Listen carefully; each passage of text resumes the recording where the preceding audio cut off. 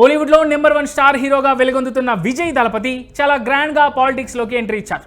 తన టీవీకే పార్టీతో తమిళనాడులో అధికారాన్ని చేజిక్కించుకోవాలని ప్రణాళికలు రచిస్తున్నారు. సరిగా ఇలాంటి పరిస్థితుల్లోనే విజయ్ దళపతి చివరి సినిమా జననాయగన్కు రిలీజ్ కష్టాలు చుట్టుముట్టాయి.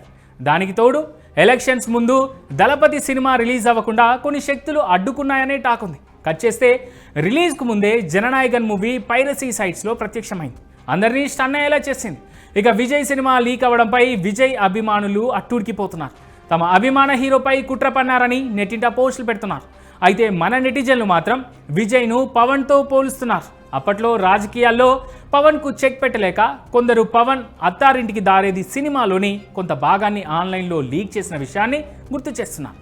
తమిళనాడు ప్రచార పర్వంలో కొన్ని సందర్భాల్లో విజయ్ పవన్లా కనిపిస్తుండడాన్ని కూడా ప్రస్తావిస్తున్నారు.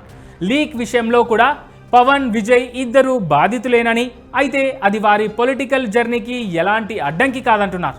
పవన్ పొలిటికల్ జర్నీతో విజయ్ పొలిటికల్ జర్నీని పోల్చి చూపుతూ పవన్లా విజయ్ గొప్ప స్థాయికి వెళ్లడం ఖాయమంటూ జోస్యం చెబుతున్నారు.